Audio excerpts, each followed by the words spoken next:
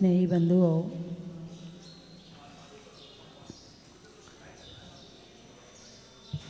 हवा के बिना आप कितनी देर रह सकते हो? हवा के बिना आप कितनी देर रह सकते हो? नहीं रह सकते। पानी के बिना नहीं रह सकते। अच्छा, हवा के बिना नहीं रह सकते। तूफान आ जाए तो?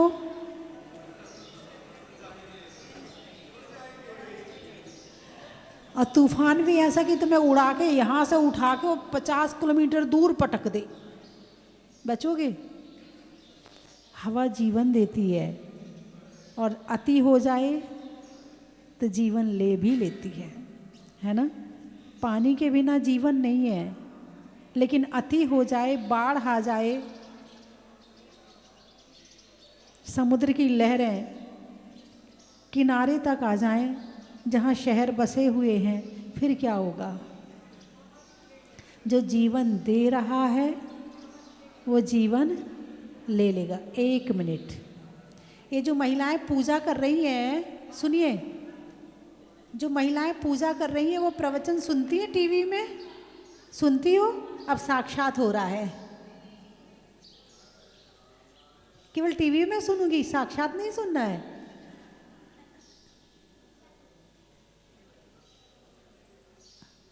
यही तो विडंबना है। किसी चीज़ को पाने के लिए कितनी मेहनत करते हैं और जब वो मिलती है तो कहीं और लग जाते हैं।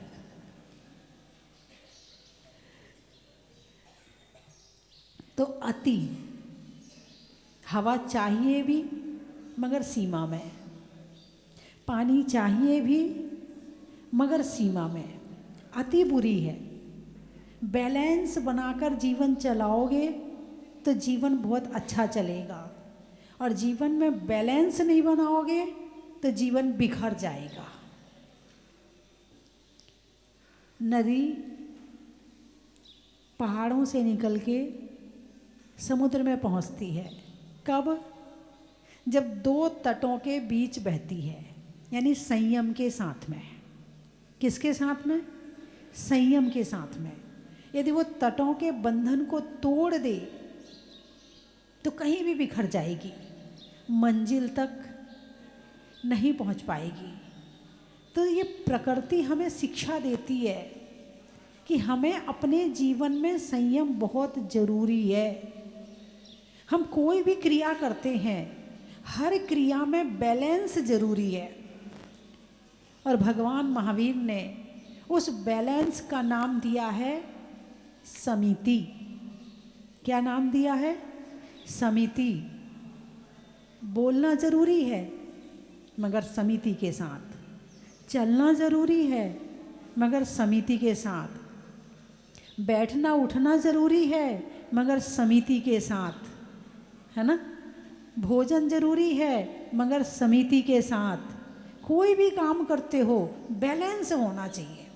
जब तक उस क्रिया में बैलेंस नहीं होगा तब तक वो क्रिया आपके लिए दुखदाई बन जाएगी। इसीलिए भगवान महावीर ने कैसे चलना, कहाँ चलना, कब चलना सिखाया है। क्या बोलना, कितना बोलना, कहाँ बोलना सिखाया है। क्या खाना, कितना खाना, क्यों खाना, कब खाना सिखाया है। और जिसने सीख लिया है उसका जीवन बढ़िया, और जो जिसने नहीं सीखा है तो क्या सोचते हो? बढ़िया ना। भोग के साथ रोग है। क्या? भोग के साथ रोग है। यदि भोगों को सीमित नहीं किया तो ये रोग बन जाएंगे, और जो रोग है वो आपको दुखी कर देगा। बात समझ में आई कि नहीं आई? भोग के साथ में रोग है, और भोगों को यदि कंट्रोल नहीं किया, भगवान महावीर ने 2 तरह के धर्म बताए, श्रावक धर्म और मुनि धर्म। 2 तरह के धर्म बताए हैं। यदि आपके अंदर पूर्ण रूप से छोड़ने की ताकत है तो मुनि धर्म अंगीकार कर लो, और यदि आपके अंदर पूर्ण रूप से छोड़ने की ताकत नहीं है तो श्रावक धर्म अंगीकार कर लो, उसमें भी सीमा बना दी है। बोलना जरूरी है ना, बिना बोले नहीं रह सकते। मगर क्या बोलना, कितना बोलना, कैसे बोलना, किससे बोलना, क्यों बोलना जरूरी है। कि पूरे दिन तिजोरी खुली छोड़ देते हो? नहीं। कब निकालते हो? ताला लगाते हो, नहीं लगाते हो? लगाते हो ना। चाबी कहाँ रखते हो? नहीं, मुझे मत बताओ, पड़ोसी सुन लेगा, मुझे तो कुछ नहीं होगा, आपका गड़बड़ हो जाएगा। छुपा के रखते हो, है ना। ये जो दोनों ओंठ है ना और ये 32 दांत हैं, ये क्या है? ये दरवाज़ा है। ताला लगेगा इससे, ताला मन लगाएगा। इसमें वो वाली कुंडी नहीं लगाई गई है कि ऐसे लगा के उस पर ताला लगा दो, लेकिन इस पर दांत और मुंह ओंठ दिए हैं। आँखों पर पलकों का पर्दा है, नाक पर नहीं है, नहीं तो तुम्हें दिन भर खोल के रखना पड़े और कभी खोलना भूल जाओ तो कहे काम से। इसलिए नाक पे पर्दा नहीं है, कान पे पर्दा नहीं है। कान पे भी, और कान को इस तरह से बनाया है कि तुम यदि पानी में डुबकी भी लगा लो तो पानी तुम्हारे कान में जाने वाला नहीं है। आप प्रकृति की रचना देखो, कान को इस तरह से, हाँ तुम टेढ़े मेढ़े होकर डलवा लो वो बात अलग है, लेकिन यदि तुम सही तरीके से डुबकी लगाओगे तो कान में पानी नहीं जाएगा। विचार करो, आप जो काम करते हो उसमें कितनी क्वालिटी है और प्रकृति जो काम करती है उसमें कितनी क्वालिटी है। तो मुख पर 2-2 पर्दे हैं, 2-2 दरवाजे हैं, 32 दांत हैं। कितने? 1-2 नहीं है, 32 दांत हैं। अभी भी बंद नहीं किया मुंह, चलो ओंठ लगा दिए, अब तो बंद करो। सो के उठ के जो कुछ तो रात को सोते सोते भी खोल के ही सोते होंगे। खराटे लेने में मुंह भी तो खोलना पड़ता है? मुंह तो बंद ही नहीं होता है। और जबकि ये 2-2 दरवाजे इसीलिए दिए हैं कि इसको बंद रखो, जब ज़रूरत हो तब खोलो। जैसे तुम अपना तिजोरी, तुम अपनी अलमारी कब खोलते हो, ऐसे ही इस मुख को तब खोलो जब ज़रूरत हो। जब आपको पूजा करना हो, खूब गा गा के करो, खूब बोलो, इतना बोलो कि मन प्रसन्न हो जाए। जब आपको भजन गाने हो तो अपना मुंह खोलो। जब आपको संतों की प्रशंसा करनी हो या किसी अपनों की या किसी और की प्रशंसा करनी हो तो अपना मुंह खोलो। जब आपको कोई अच्छी बात किसी को सिखानी हो तो अपना मुंह खोलो। जब किसी को कोई रास्ता दिखाना हो तो अपना मुंह खोलो। इनमें तो खुलता नहीं है। पूजा भी करेंगे तो मन मन में हो जाएगी, उसमें मुंह नहीं खुलेगा। अभी कहेंगे भजन गाने के लिए इतने जने बैठे हैं, अभी कह दो कि आओ एक जने भजन करके मंगलाचरण कर दो, तू करना, मुझे नहीं आते, तू करना, मुझे भी नहीं आते। हाँ, हमारी उषा जी बैठी कर रही है, हाथ उठा रही है, मैं गा सकती हूँ। बहुत कम लोग हैं जो इस मुख का सदुपयोग करते हैं। सुबह से शाम तक व्यर्थ की बातों में ही ये मुंह चलता है। अभी धर्म चर्चा करने कहेंगे तो कितने लोग धर्म चर्चा कर पाएंगे? भजन गाने कहेंगे तो कितने लोग भजन गा पाएंगे? किसी की प्रशंसा करने कहेंगे कि उनकी प्रशंसा में 10 बातें बोलिए, एक भी मुश्किल से बोल दो तो नहीं, हाँ ठीक है, अच्छा है, ठीक है, अच्छा है। अरे कुछ तो बोलो कि उसके अंदर क्या क्वालिटी है। नज़र ही नहीं आती, बुराई के अलावा किसी में कुछ और नज़र आता ही नहीं है। अभी बुराई पूछो उनसे तो 10 लिस्ट तैयार कर देंगे पूरी, वो ऐसा करता है, वो ऐसा बोलता, वो ऐसा करता। अरे बोलिए ना, है क्या नज़र आता है? आंखें किस लिए मिली हैं? क्या देखने मिली हैं आंखें? बुराई या अच्छाई? मुंह किस लिए मिला है? निंदा कर रहे हैं या प्रशंसा करने?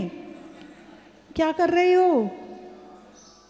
किसी की निंदा की बात चल रही हो तो देखो कितना इंटरेस्ट आता है। घर जल्दी भी जाना, कोई कहेगा बहन आज एक पूजा ज़्यादा कर लेते, नहीं नहीं मुझे तो घर जल्दी जाना है। और बाहर जाके कोई 3 जने किसी की बुराई कर रही थी, खड़ी हो गई, बता ना बता इसके बाद फिर क्या हुआ? नहीं देख, सुनना है तो हम तो आराम से ही बताएंगे, चल ठीक है कोई बात नहीं, उसको घर का काम तो बाद में कर लूँगी। पूरी सुन के जाओगे। पूजा में देर हो रही है, प्रवचन में देर हो रही है, अच्छे काम में देर हो रही है, अच्छे काम में टाइम नहीं है, और बुरे काम के लिए तुम 4 घंटे बिठा लो इन्हें, आराम से बैठ जाएंगे। मोबाइल में कितने लोग हैं जो अच्छी चीज़ देखते हैं कि जिससे शिक्षा मिले, जिससे ज्ञान बढ़े, जिससे पाप ना लगे। ऐसे कितने लोग हैं जो मोबाइल में ऐसी चीज़ देखते हैं। बात समझ में आ रही कि नहीं आ रही? भगवान महावीर ने क्या कहा? देखो मगर विवेक से, बोलो मगर विवेक से, सुनो मगर विवेक से, जियो मगर विवेक से। और जो विवेक की जिंदगी जीता है उसके जीवन में बाधाएं भी कम आती हैं, और भी चीज़ें कम होती हैं, और आ भी जाए शांत, ठीक है भाई, सुख आया था तो हंस के उसका स्वागत किया था, दुख आया है तो उसका भी स्वागत करेंगे। सुख आया था, मुस्कुराए थे, तो दुख में रो क्यों रहे हो? जब सुख में हंसे तो दुख में भी हंसो ना। दुख रुलाने के लिए आया है, तुम कहो हम नहीं रो रहे, हमें नहीं आ रहा रोना। लेकिन दुख होगा तो दुनिया में बांटते फिरते हो, ए मुझे ऐसा हो रहा है, ए मुझे ऐसा हो रहा है। चलो भाई तुम घर वालों को बताओ, वो तुम्हारा इलाज करवाएंगे, यहाँ तक तो बात बनती है, यहाँ तक तो बात बनती है कि भाई जिससे कहेंगे तो इलाज तो करवाएगा। लेकिन नहीं, जिसका भी फोन आएगा, आज ऐसा हो गया, आज ऐसा हो गया, आज ऐसा हो गया। बोलिए हाँ या ना? अपनी बुरी खबर मैसेज करने में कितनी देर लगाते हो? अभी 25,000 लाख करोड़ रुपया एक दिन में आया, किसी को फोन किया तुमने? नहीं किया है? और जरा सा कोई चोट लग जाए तो, जरा सी कोई बीमारी हो जाए तो, मतलब सब एक दूसरे को दुखी करने में लगे हैं, कोई किसी को सुखी नहीं कर रहा है, सब एक दूसरे को दुखी करना चाहते हैं। मेरे पास भी माता जी घुटनों में बहुत दर्द है, माता जी कमर में बहुत दर्द। 1 मिनट के लिए आएंगे मेरे पास, 1 मिनट के लिए, और 1 मिनट में पूरे घर का दुख बांट के चले जाएंगे। भाई चलो कोई 2-4 दिन मेरे पास रहे, फिर कभी 2-5 मिनट में कोई बात बता दे, वो बनता है। चलो इतनी सारी बातें करी हैं, 2-5 मिनट में वो बात भी बता दी, वो तो चलो चलता है। लेकिन वो 1 मिनट के लिए दर्शन करने आएंगे, इतने में सारी कहानी कह के चले जाएंगे। तुम क्या बांट रहे हो? और जो बांटोगे वही वापस आएगा, जो बांटोगे वही वापस आएगा। दुख बांटोगे दुख आएगा, और सुख बांटोगे सुख आएगा अपना। लेकिन तुम किसी का सहयोग करोगे दुख में तो उसका दुख बट जाएगा, सुख आ जाएगा। तो जब तुम्हारे पे कोई दुख आएगा तो वो खड़ा हो जाएगा, तो दुख मिट जाएगा। जीवन जीना अलग बात है, और जीवन को कला पूर्वक जीना अलग बात है। कला क्या? जैसे घर में भोजन बनाते हो, है ना, कैसे बनाते? ऐसे ही बना देते हो या अच्छे से बनाते हो? अच्छे से बनाते हो। कपड़े पहनते हो, कैसे पहनते हो? एक सलना आ जाए। बैठोगे भी तो ऐसे बैठोगे एक सलना आ जाए, हैं? सावधानी से करते हो, है ना। लिपस्टिक भी लगाओगे तो पानी कैसे पियोगे? अरे बोलिए ना, गिलास से पी लोगे पानी? ऊपर से पियोगे, क्यों? लिपस्टिक ना छूट जाए। कितनी सावधानी, इतनी सावधानी हमारे सोचने में आ जाए, इतनी सावधानी हमारे बोलने में आ जाए, इतनी सावधानी हमारे चलने में आ जाए, इतनी सावधानी हमारी देखने में आ जाए, सुनने में आ जाए, जीवन सुधर जाए। अभी आप जो भी सावधानी रखते हो केवल शरीर के हिसाब से रखते हो, लेकिन ये सावधानी यदि आत्मा के हिसाब से शुरू हो जाए तो वो धर्म बन जाएगा। और ऐसा नहीं है कि आपको सावधानी रखनी आती नहीं है, आती है, लेकिन लापरवाही की जिंदगी है। बाहर का नहीं बिगड़ना चाहिए, अंदर का चाहे कितना बिगड़ जाए, भाव चाहे कितने खराब हो जाएं, मगर चेहरा खराब नहीं होना चाहिए। दिमाग चाहे कितना खराब हो जाए, मगर कपड़े खराब नहीं होने चाहिए। अरे बोलिए ना, कपड़े खराब हो जाएंगे तो दिमाग फिर भी ठीक रहेगा, मगर वो कपड़ा जब दिमाग में आ जाता है तो दिमाग खराब हो जाता है। सोने का हार नहीं पहनोगे तो गला खराब नहीं होएगा, लेकिन सोने के हार के लिए आप कलेश करोगे तो दिमाग जरूर खराब हो जाएगा। अरे बोलिए ना, है तो बड़ी छोटी छोटी बातों से सावधानी यदि जीवन में रखी जाए तो ये जीवन बहुत अच्छा बनेगा, बहुत अच्छा बनेगा। और बनाने की कला भगवान महावीर सिखाते हैं। ऐसी ऐसी बातें भगवान महावीर ने बताई हैं, यदि कोई मान ले तो आधी सुखी 75% सुखी तो हो जाओगे, और 25 में फिर तुम्हें पुरुषार्थ करना पड़ेगा। भाई कुछ बीमारियां हैं जो कर्म के उदय में आती हैं, और कुछ बीमारियां तुम्हारी लापरवाही से आती हैं। तो लापरवाही से कितनी बीमारियां आती हैं। व्यर्थ में किसी से कुछ भी बोलाए, झगड़ा हो गया, टेंशन हो गई, डिप्रेशन हो गया, अब कराओ दवाई। तो ये कौन सी बीमारी, डिप्रेशन की बीमारी कौन सी है? लापरवाही की बीमारी। कौन सी बीमारी है? डिप्रेशन की बीमारी खुद की खरीदी हुई बीमारी है, मिली नहीं है, खुद की खरीदी। यदि सावधानी से सोचते, सावधानी से बोलते, सावधानी से करते तो शायद डिप्रेशन नहीं होता, और धर्म को दिमाग में रखते तो डिप्रेशन नहीं होता। जिसके दिमाग में भगवान रहते हैं वहाँ डिप्रेशन कैसे हो सकता है? जो भगवान का अभिषेक पूजा करता है, शांति धारा करता है, डिप्रेशन कैसे हो सकता है? जो स्वाध्याय करता है उसके विचार खराब कैसे हो सकते हैं? और जहाँ विचार खराब नहीं है वहाँ डिप्रेशन हो ही नहीं सकता है। डिप्रेशन हुआ है ये तुम्हारी अपनी लापरवाही से, कि सबसे पहले तुमने धर्म छोड़ा है। क्या छोड़ा है? धर्म। धर्म विल पावर देता है, धर्म मानसिक शांति देता है, धर्म हमें जीवन जीने की कला सिखाता है, धर्म हमें बुराइयों से बचाता है।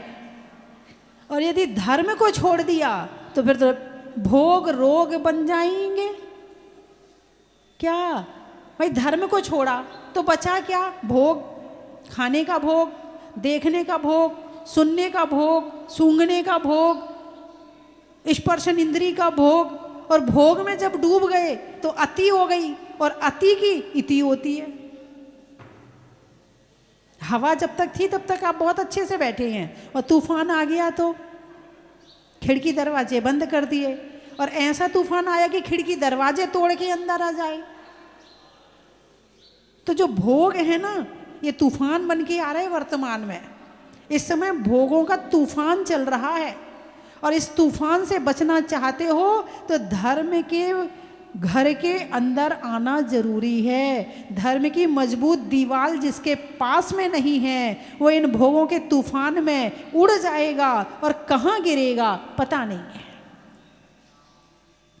पहले के लोग धर्म को कम जानते थे तो चल जाएगा, क्योंकि ना मोबाइल था, ना टीवी थी, ना इतना बाजार था, ना इतने भोग थे, तो कम धर्म को कम जानते थे तो वो बच गए, वो इतने बीमार नहीं हुए। लेकिन वर्तमान पीढ़ी यदि धर्म को साथ लेकर नहीं चलेगी तो ये समझ लेना कि वो दुखी हुए बिना, परेशान हुए बिना, डिप्रेशन में आए बिना रह ही नहीं सकती है। इसलिए वर्तमान पीढ़ी को धर्म करना अत्यंत जरूरी है। यदि तुमने आज बच्चों में संस्कार नहीं दिए तो ये बच्चे बड़े होकर दुखी हो जाएंगे, और दुखी होंगे। जब बच्चे दुखी होंगे तो तुम कौन से सुखी रहोगे?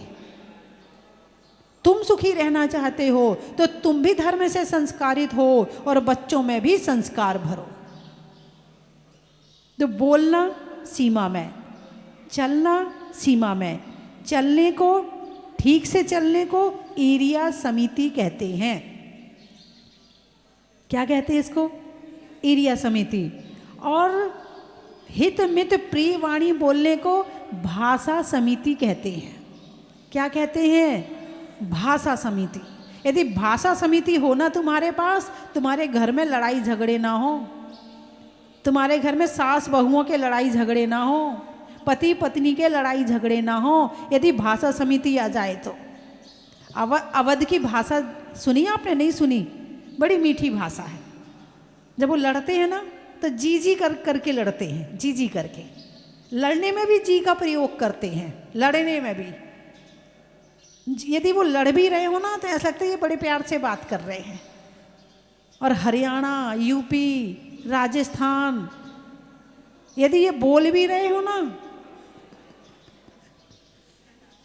क्या हुआ है? कई बार तो मुझे लगता है लोग कितनी लड़ाई हो गई, जरा देखना, जरा बाहर जाके लड़ाई हो गई क्या, पता चलता वो तो बात कर रहे हैं। भाषा समिति बहुत जरूरी है। यदि लड़ाई में, गुस्से में जिसने भाषा समिति का प्रयोग कर लिया, उसकी पहाड़ जैसी लड़ाई राई जैसी हो जाएगी, तिल जैसी हो जाएगी। और जिसके पास भाषा समिति नहीं है, वो तिल का ताड़ बना देगा और राई का पहाड़ बना देगा। भाषा समिति से आधी लड़ाइयाँ तो बची जाती हैं।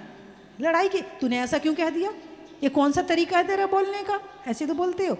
जब एक ने बिना तरीके से बोला तो फिर दूसरा भी बिना तरीके में आ गया।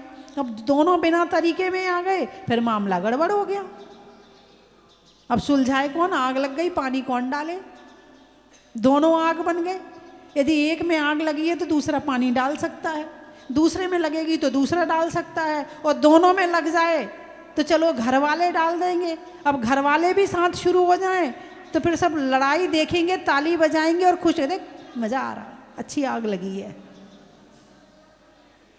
दोनों के अंदर अकल नहीं है कि जब एक आग बना है तो दूसरा पानी बन जाए। चलो भाई कोई बात नहीं, इसको गुस्सा आया है, अपना ही तो है, कर लिया, कोई बात नहीं, लेकिन अपना है, कैसे किया गुस्सा, हम नहीं सहेंगे।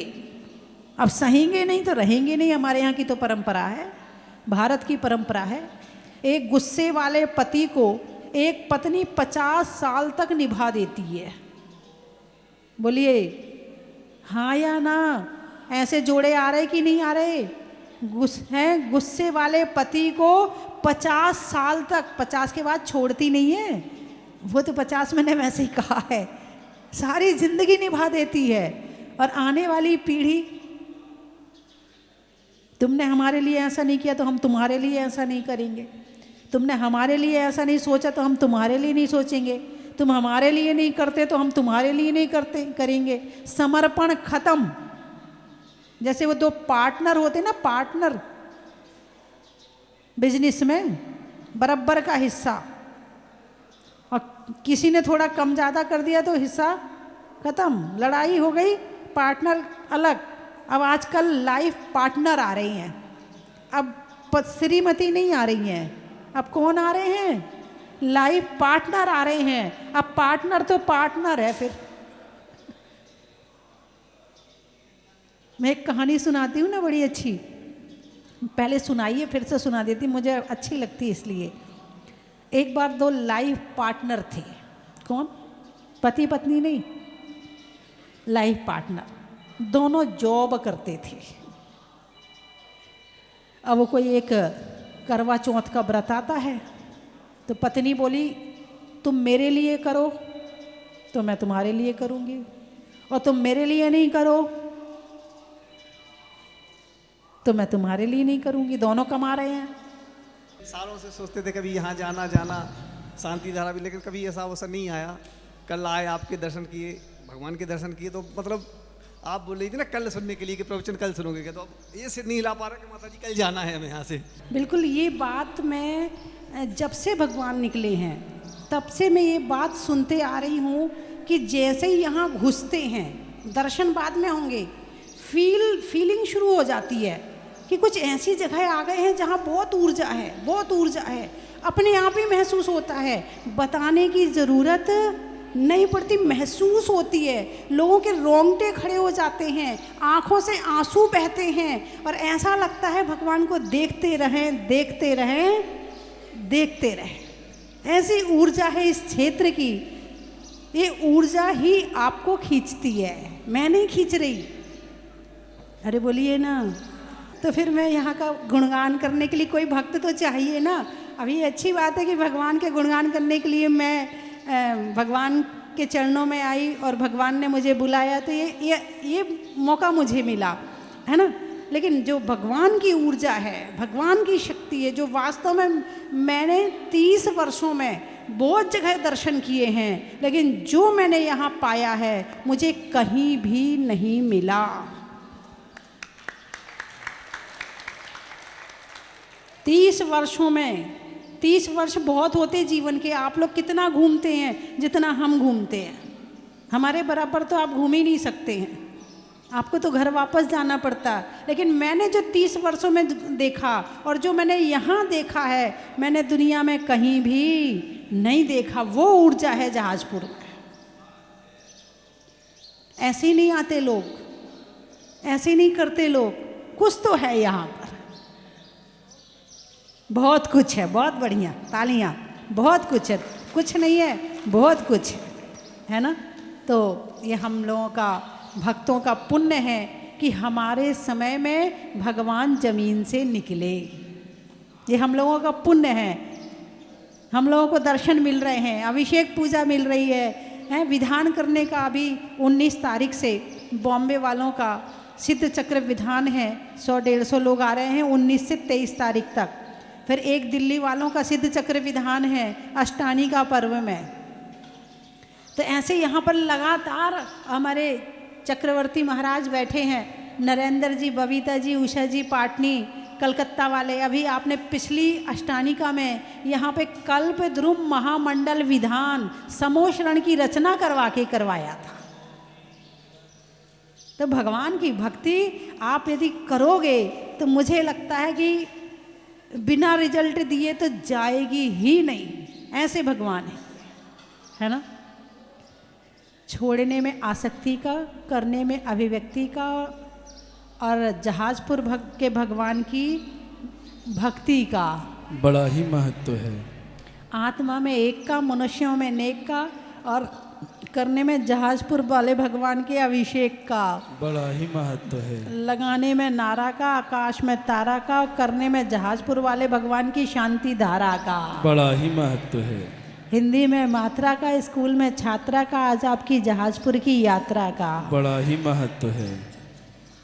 पेड़ में पत्ता का, मधुमक्खी में छत्ता का, और आने वालों में कलकत्ता का बड़ा ही महत्व है। और हमारी एक रंजू बहन जी आसाम गुवाहाटी से, इतना अच्छा लगा कि इनको तो घर जाने का मन ही नहीं करता। तो इनके पतिदेव को ही लेके आ जाती हैं, थोड़े दिन ये रह के चले जाते हैं, ये फिर आती जाती रहती है, इनका घर जाने का मन नहीं करता है। परिवार पूरा छोड़ के यहीं रहती हैं, है ना। ट्रेन में टीटी का, घर में बेटी का, और आने वालों में गुवाहाटी का बड़ा ही दीपू, दीपू घर में पप्पू का, कि भारत में पप्पू का, घर में पप्पू का, नाव में चप्पू का, और आने वालों में दीपू का बड़ा ही महत्व है। इम्फाल, साड़ी में फॉल का, भोजन में दाल का, और आने वालों में इम्फाल का बड़ा ही महत्व है। पुणे, रसोई में तवे का, नहीं बोलने में अवे तवे का, और आने वालों में पुणे का बड़ा ही महत्व है। रतलाम, सुबह के बाद शाम का, सिर दर्द में बाम का, और आने वालों में रतलाम का।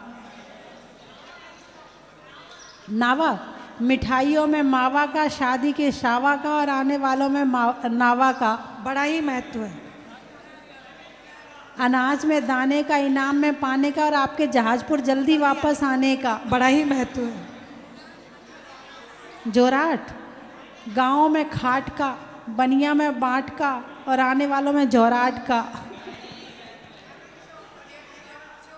गाने में सुर का, नृत्य में नूपुर का, आने वालों में जयपुर शिवपुर का बड़ा ही महत्व।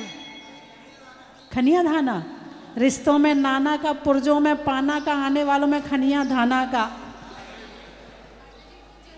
महिलाओं में कड़ा का, भोजन में बड़ा का, और आने वालों में भीलवाड़ा का।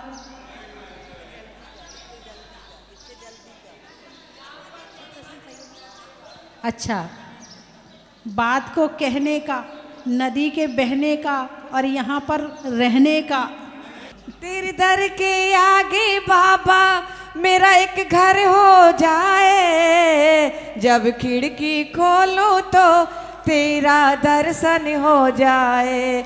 नजदीक रहेंगे बीरा तो आना जाना होगा, नजदीक रहेंगे बाबा तो आना जाना होगा। मेरा बाबा हम दोनों का बस एक ठिकाना होगा, नजदीक रहेंगे बाबा तो आना जाना होगा। जब अभिषेक होगा तेरा, जब भजन करे कोई मुझको सुनाई दे जाए, जब खिड़की खोलो तो तेरा दर्शन हो जाए। स्वस्ति धाम आके मुझे बहुत ही अच्छा लगा। 5-7 बार मैं आ चुका हूँ। 5-7 बार जितनी बार आया हूँ उतनी बार शांति धारा की है। ये स्वस्ति धाम से भी ज़्यादा स्वर्ण धाम बन गया है। और हर व्यक्ति जो राजस्थान आता है, चाहे विदेश से आए, चाहे पूर्वोत्तर से आए, चाहे साउथ से आए, जहाजपुर का प्रोग्राम पहले 1 नंबर यहाँ आने का बनता है। आजकल पहले महावीर जी, दूसरी जगह महावीर जी और जहाजपुर, ये दोनों जगह के दर्शन हम लोग बहुत करते हैं। यहाँ जो इंतजाम माता जी ने किया है, मैं क्या चीफ क्या डायरेक्टर जनरल जो इंजीनियरिंग के ने जो बनाया है, अपने सारे तीर्थ धाम में जहाँ जाते हैं, जो बनावट माता जी ने यहाँ की है, मैं तो कहता हूँ बड़े बड़े इंजीनियर फेल हो गए हैं सारे के सारे।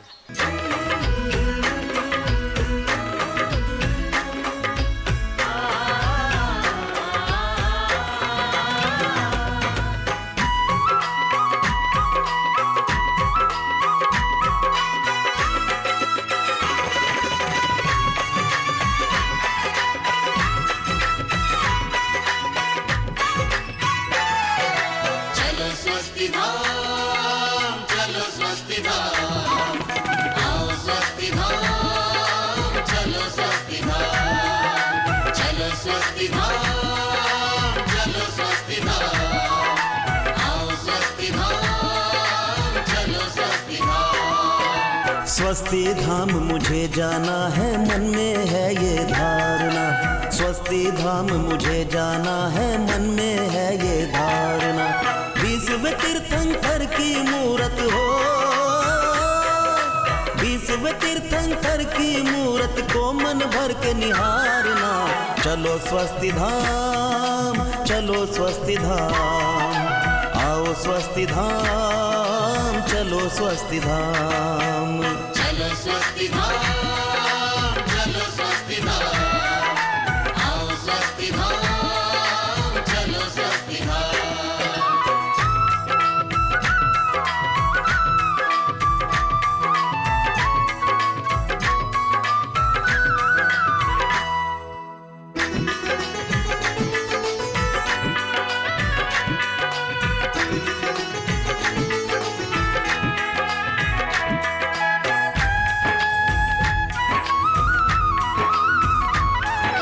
मंगलवार को मंगलकारी मंगल करने प्रगटे, दर्शन करते ही आशीषों के भंडार हैं भरते।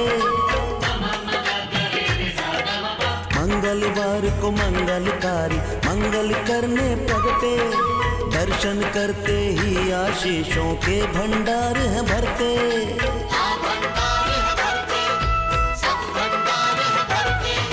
स्वस्ति धाम में जाकर मुझको,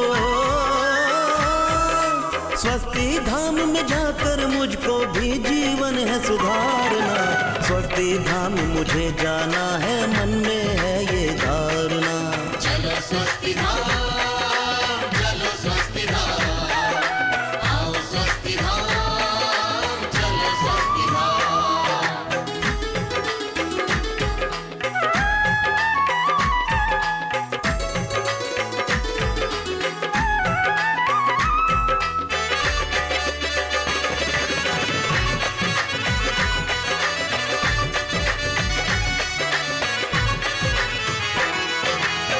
एक बार जो आया यहाँ पे बार बार आता है, जो ना आया एक बार भी निश्चित पछताता है। एक बार जो आया यहाँ पे बार बार आता है, जो ना आया एक बार भी निश्चित पछताता है। निश्चित पछताता है, निश्चित पछताता है। साधु कंचन की थाल को सजाओ रे आज, रत्नों की थाल को भर लाओ रे आज। आओ आओ करे रे गुणगान आरती भगवन की, आओ आओ करे गुणगान आरती भगवन की। आओ आओ करे रे गुणगान आरती भगवन की।